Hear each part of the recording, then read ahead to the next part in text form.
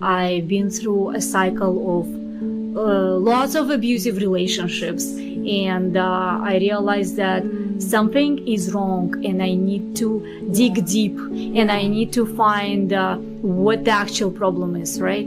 So I went into transformation. We didn't get that encouragement. We didn't get that any support that we needed, and I think family support is everything. And when it comes to raising my kids, I try to be absolutely different mother for them, and not to make the same mistakes as my parents.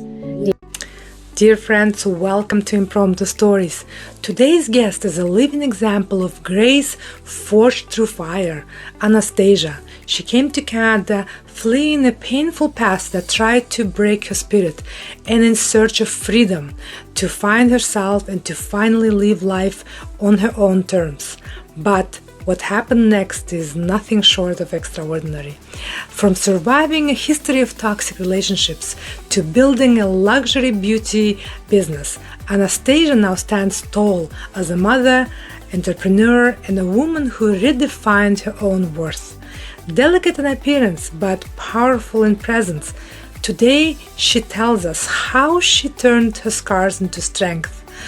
Hi Anastasia, welcome to Impromptu Stories. Thank you so much for coming and joining me on this conversation. Hi Dana, thank you so much for inviting me. I am very excited to be here. What was the turning point for you when you knew you had to leave your country and your past life behind and come to Canada? Well, when it comes to the turning point, I'd say the turning point was my childhood and my adolescence.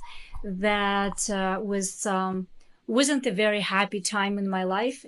And I guess as many of us, I was raised in Soviet Union, lots of immigrants who came here from Soviet Union. We were raised in quite strict families. I don't even know how I'd call it. Would I call it an abuse? That would be coming more emotional control that was coming from parents. So it was quite difficult to grow and develop into a person, into a human being with many rights. Because I don't think we even had many rights at that time. We were so limited and we were controlled all the time. So that was actually the end of 20th century, I'd say, when I graduated from from school and university.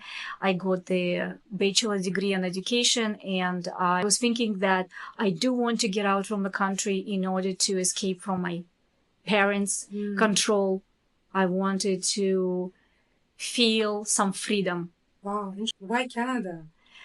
Well, I didn't really plan to go to Canada or to any specific country. It happened so that there was an opportunity, and me and my girlfriends, we were young, and we I was studying at the Faculty of Foreign Languages at that time.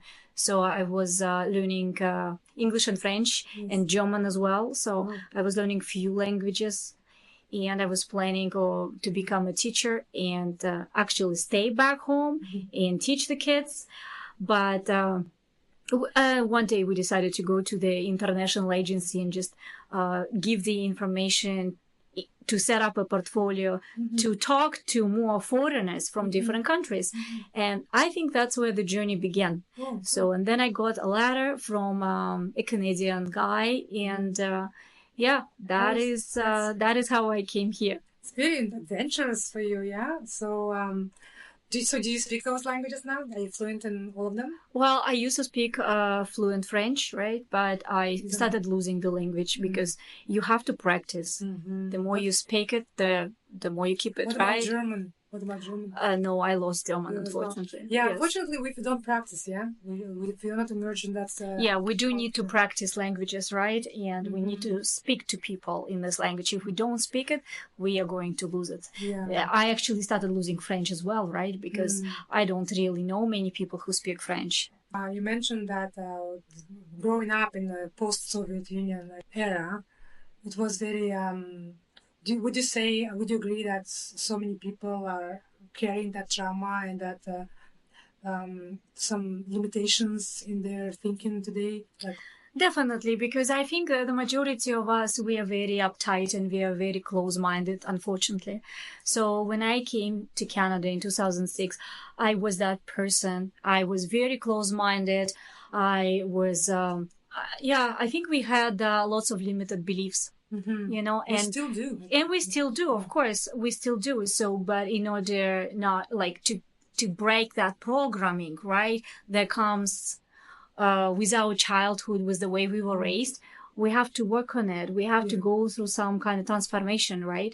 And that's what happened in my life. I went through transformation in order to be able to succeed and change. Yeah, so it's actually very brave for you to come to leave everything behind, make a decision to kind of move far away from your family. Can you share how it felt to? So, what was your like first cultural shocks? Maybe just share a little bit about that. Well, it was 2006, and as I mentioned before, I wasn't really planning to come to Canada. It happened that way, and I didn't like the country at first.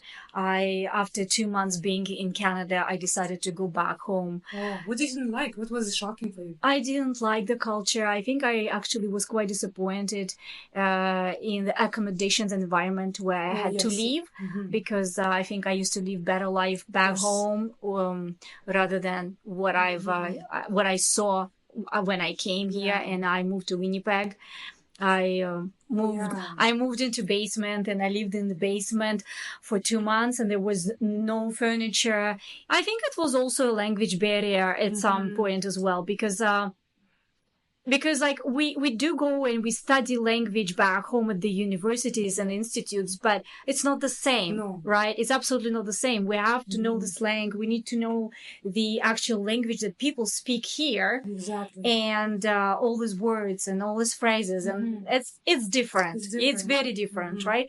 So even being a English teacher, it was very different. So, and then when I came here, I started slowly adjusting. But like I said, it was very hard. I think at that time, I just wasn't quite ready to experience it all. I went back home, after 2 months. And then I decided that actually Canada is my home. And I came here when I was 21. I was able to experience two cultures. So now I'm 41 and I've lived here half of my life by now. And, I love it. I love it so much. I love Canada. It was a very shocking situation. I think it was more accommodations because I realized I don't really have any money. I have no support. I'm here on my own. Yes, I have I have the husband, right? Canadian person, but I felt like that person wasn't motivating me, wasn't supporting me enough. There was no communication. I felt like I was on my own anyway, so I needed to start my life by myself. So that relationship ended, I guess. Yes. That relationship ended long time ago, and I at that time I had part-time job and he had a full-time job, and I gave all my money to him to be able to pay for the food and do my share, right? So I felt like I didn't have any money for myself. You know how as an immigrant you come here and let's say somebody sponsors you to come here. Then they kind of take responsibility to show you to the country, to show you the opportunities in the country, right? I wasn't given that chance. No. So I realized that unfortunately I married a person who wasn't ambitious enough for me. And you know how when you meet a person and you live in different countries, you don't know the person at all, right? So, and it was quite shocking. In addition to this, I realized I found some paperwork where there were lots of debts. And I'm like, why and how am I going to supposed to pay these debts when it's now family debts? His debts became my debts. So it was a very unpleasant situation. It was very scary situation for you, I guess, because you didn't know where you're coming culturally and also like financially and all this. Because long distance is actually very hard. Would you say long distance relationship kind of challenge? It's very, very challenging already itself, right? Yeah, definitely. Going through like self-discovery, right? I think we all go through self-discovery for the rest of our life, for all our life. And, but at the same time, we go through growth and we get into decay, right? Yeah. That is another stage. And, when we get into decay, we become so stagnant. We don't move, we don't grow, and that is the worst. Yeah. So I've realized that I am in the decay stage at the age of 40 years old. So literally after living here for 20 years, I felt like I am in the decay stage because I've been through a cycle of lots of abusive relationships. And I realized that something is wrong and I need to dig deep and I need to find what the actual problem is, right? So, and I went into transformation. Although you did escape your abusive family relationship with your parents, and you came all the way to Canada, then you end up having this like not very healthy relationship with your first Canadian husband, and then you said you had repetitive and it was next toxic and unhealthy relationship with other people. I'm assuming it's romantic as well and friendships as well, right? Are you saying that only 20 years later you realize that you've been repeating some patterns? Yes, exactly. Yes, and it sounds very sad, but actually the majority of us start unpacking ourselves around this age. So for many years, we can be in that stage. We don't accept ourselves. We don't realize that we have traumas that we need to work. And we need to work on ourselves. We are born with certain programs. It's programmed in us. The way we raised generation programming, right? Where it comes from a mother to daughter or mother to son and grandmother or father, right? And it keeps happening from generation to generation until we realize and we break that program. We need to break the program, break the patterns. I've realized that I've got traumas, and these are childhood traumas that I started unpacking. And it's very painful to do so at this specific age. Yes. I had lots of disappointment in people, lack of love. All my life, I was a giver. I tried to give to people. I tried to look for validation and love in people and men as well. So when we have a childhood trauma, we start searching for that validation in other people. And that's exactly what I was doing because I didn't get that mother's love enough in my life. It's like on autopilot, right? It happened to me that I started searching for that love in other human beings, in other men and people and friends. And what happens at this moment, we start chasing people. We're not capable of giving this love to ourselves. Yeah. When I realized that this is my problem, and after a breakup that happened last year, at first I went to the counselor. There was amazing experience for me because I was always in a very denial mode. And I always said for many years I would never go do that. Yeah. Until I realized that something needs to be changed in my life. Is that stigma as well talking to you? The stigma that we should not go to psychologists, we should not go to therapy? Yeah. Isn't that huge? It is huge. It is huge. It's all over the post-Soviet Union countries. Like people are so embarrassed to admit that they could take some help from 100%. Yes, and like I said, that is because our people they are very close-minded. We are so uptight. We are so close-minded. We don't want to accept. Why? Is it because we were taught we must be strong? That, like I said, it's a programming, right? And programs not only come with the way we were raised, but it was political structure, right? Political system, everything that had a huge impact. We were shamed. We had to feel guilt, right? We had to be perfectionists. And that is one of those things. My mom expected me to be perfect in literally every single aspect of my life. And at the age of 28, when I was 28, she told me that I'm practically not good enough. I'm not good enough because I don't have kids. I don't have anything. So like, oh my gosh, I'm not good enough again. I need to catch up. I need to do something about my life. So, and And that's why we start making more mistakes, right? Yeah. Because we are so vulnerable and we are so hurt and we are so traumatized that all I was doing, I was trying to find that validation in somebody else. Because how often did I hear from my parents that they are proud of me? I don't even know. We didn't get that encouragement. We didn't get that any support that we needed. And I think family support is everything. And when it comes to raising my kids, I try to be absolutely different mother, not to make the same mistakes as my parents did. At the same time, I cannot blame them for that. So now this is an interesting thing why I cannot blame them for that, because they were raised that way too. So this is where, again, we go back to these programs, right? Programming blocks that the way we are raised, and we were raised, we raise our kids, and then our kids start raising their kids. So it comes from generation to generation. So like a vicious cycle. Like a vicious cycle. So we have to break it. Yeah. So it's good for you that you decided to break that cycle. And actually, same applies to me, myself, because I have two daughters as well. That motherhood that you're saying that's shifted to, you have different perspective now in your worth and in their worth. Very, very beautiful that I'm sure you did not only break vicious cycle for yourself and for your children, but for the generations to come. For the next generations to come, 100%, yes. Yeah. So I'm trying to be more understanding. And sometimes I still see my mom in me. I can see, right? My mom in me. And then I understand that this isn't good, so I have to break it myself because nobody else will. Yeah, would you say to the kids though? Because I do many times find myself that I have to apologize and explain to them. Well, definitely. Yeah. And that is very important. Communication, right? We have to communicate to our kids. We have to talk to them, explain to them, so they are aware and they understand.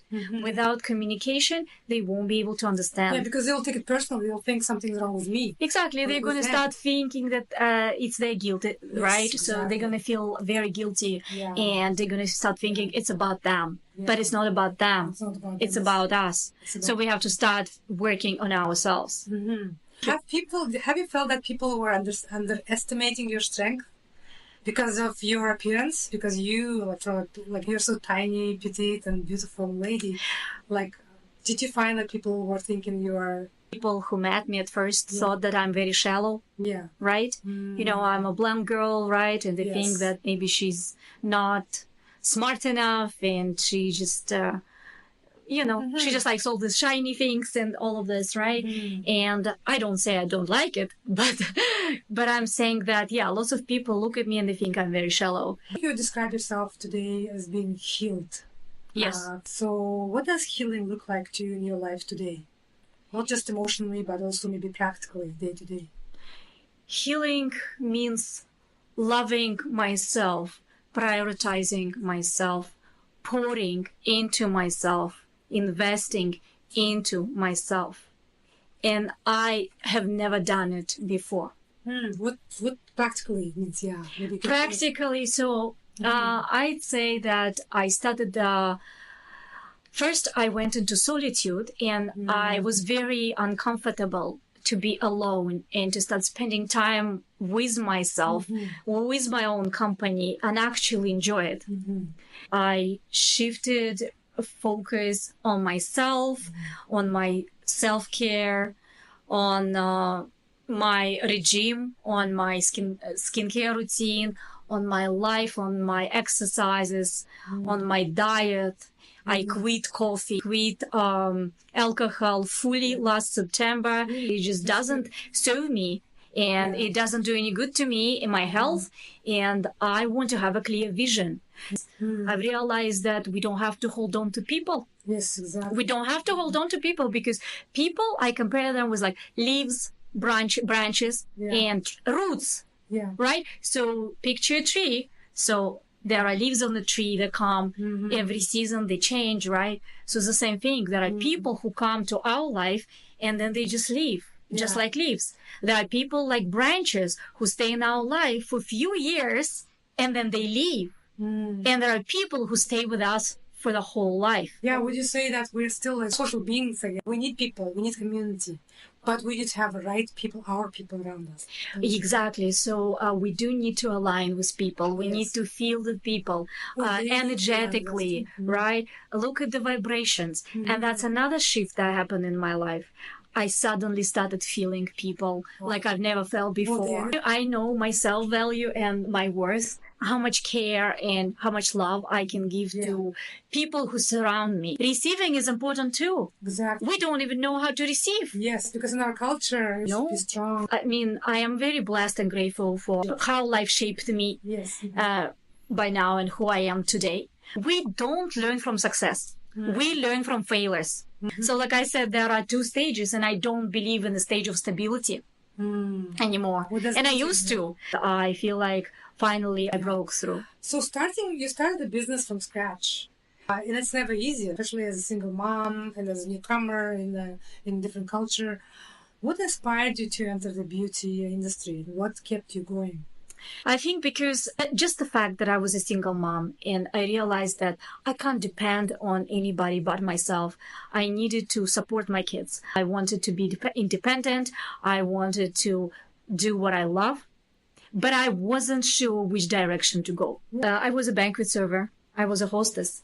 I used to work in marketing and sales for many years, sell contracts. I used to do soliciting from door to door because I had enough experience working with autistic kids. Worked with disabled people for 8 years. I was a fashion consultant. I used to dress women and be their fashion consultant. I've done lots of things. One night I just couldn't sleep and I got some kind of anxiety. And I'm like, I am doing something wrong. It just hit me. And I realized I love fashion. I love beauty. I love everything that's connected to beauty, that has anything to do with beauty. And plus, at that time, after working with disabled people and taking some medical courses, I learned how to work with medications, how to administer medications. And I think my love towards that led me to work in clinical aesthetics later. Wow. So I started, in 2020, I became a permanent tattoo artist. Okay. So I did PMU and powdered eyebrows, magic shading eyebrows. I took courses. I didn't have any money. I just decided to risk it. I borrowed money from few girlfriends of mine at that time. And then I told them, I'm going to return you money within a year. And I did return all the money within a few months, yes. And as soon as I took a course, I invested into buying supplies and start working right away. You can't wait. You can't postpone. The more you wait, the more you forget, the more you lose those skills. So I've realized that either now or never. So, and I've realized that I can't give up. And even if I fail, I'm going to get up and I go again and again and again. So, and that's exactly what I did. I've studied, then I started taking more courses, laser courses, everything, facial courses, cosmetology courses. It wasn't easy, but at the same time, I tried to search for ideas. I always had ideas. I always had that entrepreneurial mind. I had my first business idea when I was 17. And then next was when I was 21. So through all my life, I kind of had that moments when I had business ideas, and unfortunately, they didn't work out.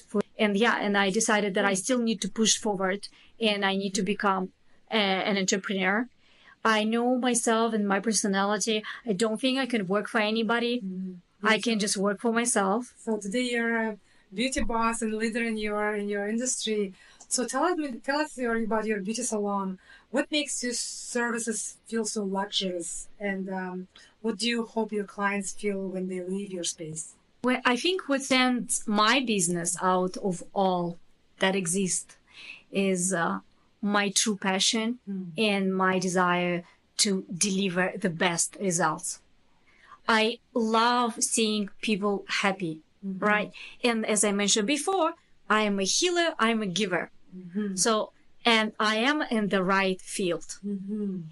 And again, when I started the business, I didn't know I was in the right field right away. It took me a while to understand that finally I found what I love. Mm-hmm. Because doing a permanent tattoo on the face, I realized this isn't really me. Yeah, I didn't. Right? It didn't align with me.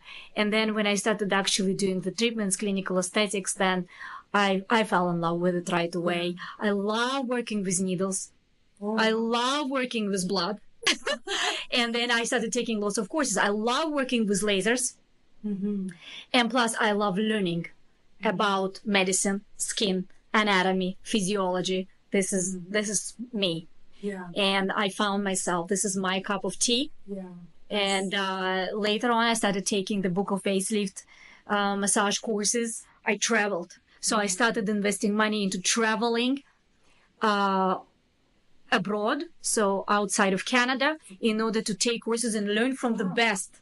Mm-hmm. And I always thought that learning from the best is going to give me those best results, right? So I believe that, and again, I think this is again a program, right? You have to be perfect.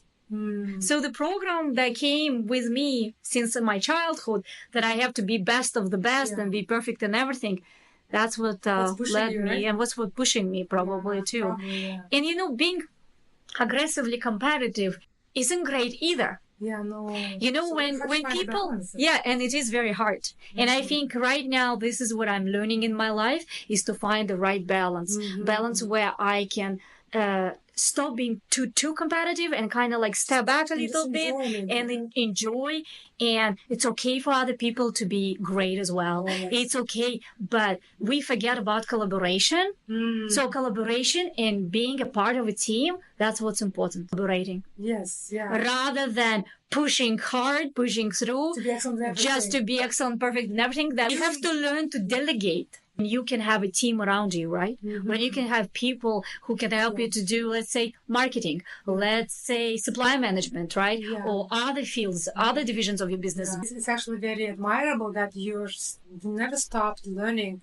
You kept taking your courses and even traveling abroad to take the course from the best mentors. But you mentor yourself today as well. You have your mentor program for other people, right? I do. I teach. I teach students, and I teach all the courses. I teach basic facials, microneedling, dermaplaning, and all other courses. That's nice. Everything. And I decided to start teaching buccal facelift and myofascial lymphatic drainage because, unfortunately, Canada is way behind. America and all other countries, they are way more advanced in that. And I think this is what's going to help people to look better and healthier. It's buccal facelift, myofascial and lymphatic drainage. And we have to pay more attention to our self-care. And I'm thinking to start hiring as well because, like I said, I have a huge overload and I need to start learning how to delegate because the key to success is delegation and collaboration. For any woman listening right now who feels broken today, invisible or afraid, but what would you want them to take away from your story? I want them not to lose hope. I want them to have enough courage to make a step, to make an action in their life. Because lots of people can talk. Lots of people can want, but not many people can act on it. So what's important is not to be afraid of changing their life today, right now. The more we're going to postpone things, the more we're going to make that period of time harder and worse for us in our life. So I actually taken a great course, PSI seminar, a few days ago, right? So, and it was a mind-blowing experience. It was a personal and professional growth seminar, and I learned a lot. My mindset has shifted. Yes. Even more, yeah. Even more. So would you say today you're free of all the past, right? You're writing a new story today. I learned that acceptance is important because, and I'm talking about acceptance when it comes to lots of things. I'm talking about acceptance in life. So when you need to accept struggles and hardships that the universe throws at you, it's very important because whatever we get, we're going to learn from it. So we have to accept. The more we try to resist, the worse we feel at the end. We have to accept. Do you understand what I mean? So we have to stop resisting. We have to be grateful. We have to have gratitude, and we have to be accepting. We have to accept others. And another thing that I learned a lot about recently, especially recently, is unconditional love. Yeah. Unconditional love, when we have to love people unconditionally. Like you would love your children, probably. Yeah, we have to love ourselves unconditionally. We have to love our kids unconditionally. We have to love our parents unconditionally. And even though we can have those traumas that we carry through all our life, we have to accept our parents. And we need to understand, we need to accept that they were raised also coming into this life with lots of programs and blocks. Yeah. But it is in our hand, I guess, to make the changes. Make the changes and set up boundaries. Yes. This is another thing that I've learned that I've never known how to do. Emotional boundaries, physical boundaries, financial boundaries, mental boundaries. They have to be everywhere. You need to know your own boundaries, first of all. You need to sit down, make a list of your own boundaries in order to understand who you are, what you are. Start digging within yourself, dig deep inside and see what are you okay with and what you're not okay with. Yeah. So what are your dreams today? What's next for you? Oh, I have lots of goals. Yeah? Oh, good. I always have goals. I cannot see my life without having any dreams, goals, and I think it's very important. And I always say, I see a goal, I see no obstacles. Good for you. So I see you as a very brave, very strong woman. And at the same time, you're not only taking care of your own beauty, but you help many women to have their beauty as well. But thank you so much for sharing your story today. Thank you so much. So much. To you. Thank you.